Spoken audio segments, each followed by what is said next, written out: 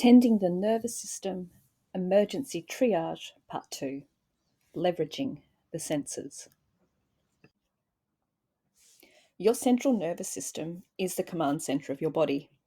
It consists of your brain, spinal cord, and the nerves which branch out from that main highway. One of those nerves is the vagus nerve, which I wrote about last week. While the nervous system regulates things like breathing, emotions, and the flow of thoughts through your brain, its priority task is keeping you safe. If the nervous system detects safety, then we are safe. The problem is it's often sending signals we are unsafe when there is no immediate external threat. When the nervous system is overwhelmed, when it's beaming constant messages to try to secure your safety, it compromises and diminishes your capacity to function normally. And guess what? That's what it's going to start doing the moment you initiate any kind of change. Because it's not just your old thoughts, patterns of behavior, and stories which are resistant to change. Your brain and nervous system considers any kind of change dangerous and will throw anything and everything at that change to halt it. This is where tending comes in, intentional soothing to let our nervous systems know we're okay. But better still, finding ways ahead of time to do that, to help our nervous system to reset, to return to center, so we don't have to work it all out in the moment. In the long term, the prioritization of tending and maintaining your nervous system will help you to live a richer and more responsive rather than reactive life.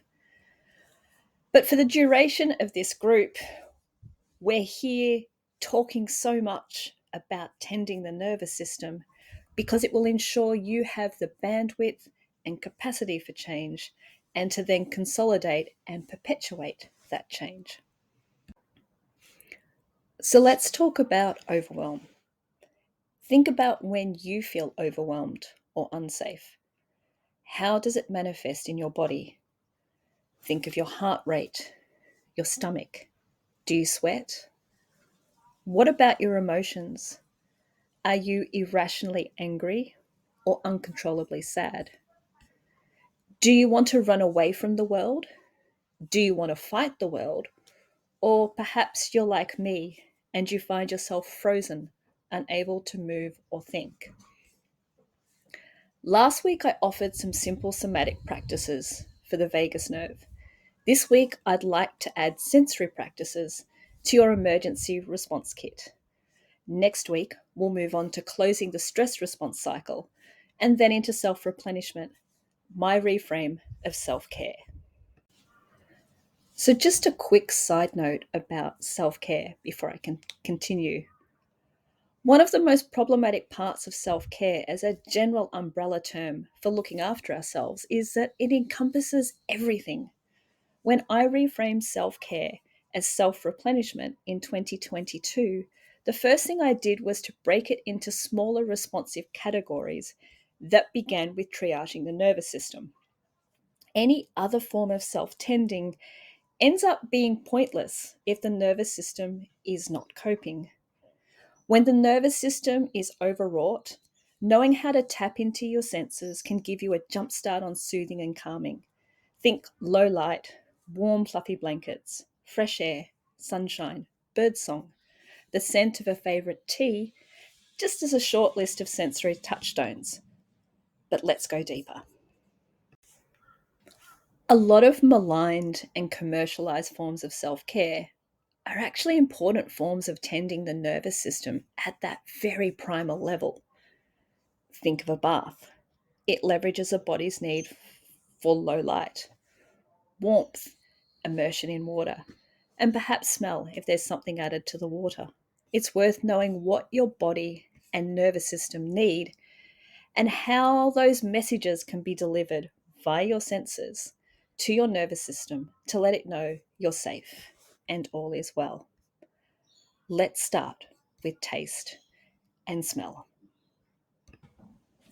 Taste and smell are hardwired into the more primal parts of our brain, and they're linked to the amygdala, which processes emotions and is connected to the memory center, but it is also complicit in our fight, flight, freeze response. This is called amygdala hijack. This makes smell and taste, our sometimes considered lesser senses, very potent when it comes to calming our nervous system. We're looking for tastes and smells which are enjoyable, soothing, relaxing, perhaps invoke joy. Things which might be readily available in your home, or things which you could stash in your bag or leave in the glove box of your car. And while portability and easy access are important, also don't limit yourself just to these. Because I'll admit, the smell of freshly baked bread is not necessarily something I can easily leverage, but I put it on my list anyway. My list also has the scent of jasmine, which only blooms 1 month a year outside my bedroom window. Please remember this list is representative of your unique self. Don't let voices of others have any buy in here. For instance, lavender may be considered calming and relaxing according to aromatherapy. But if it trolls up awful memories of childhood for you or other pain points, obviously it's not a go to for you.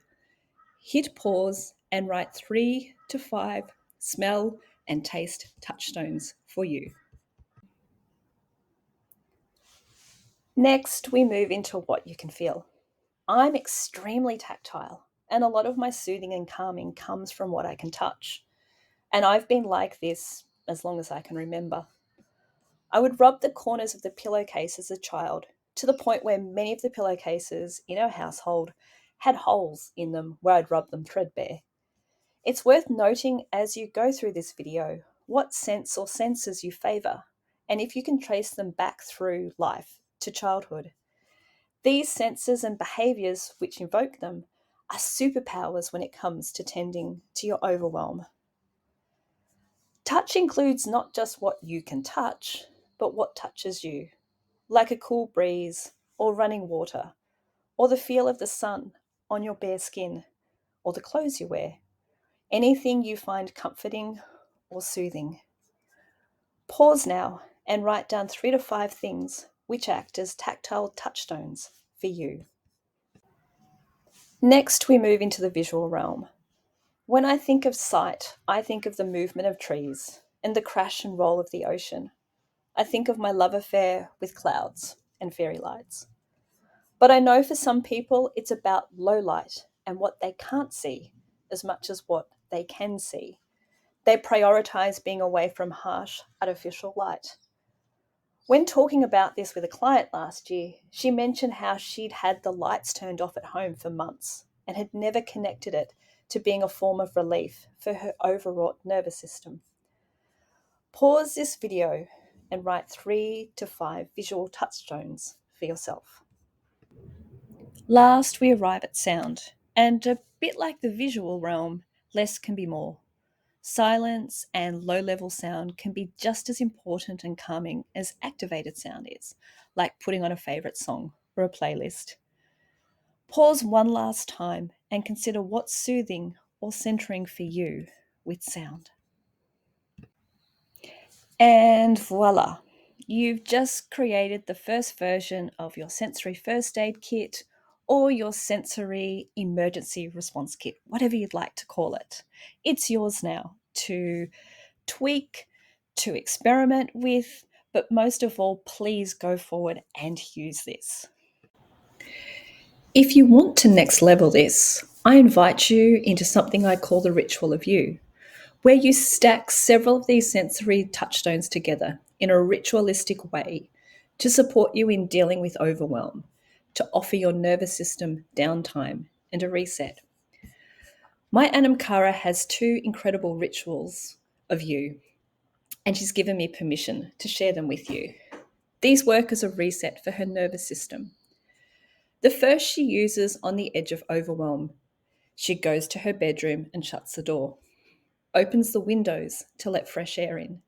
She turns on her diffuser with a favourite essential oil. She pulls a tarot card and immerses in the image and allows any messages to float up and to hopefully replace the cacophony of thoughts swirling in her head. Then she goes through a series of stretches. That is usually enough to help her come back to herself and settle her nervous system. The second ritual of you she uses when she's deep in the meltdown phase. She goes to the bedroom and closes the door, gets her earphones out, puts them on, grabs her phone, and goes to a random song on Spotify. Then she lies on the floor with her eyes closed and the music up loud until the world lands her on a song that helps to guide her back to herself and calms her nervous system so she can go back out into the world and function. And that's it for this video. I look forward to seeing you in Mighty Networks or on our next call.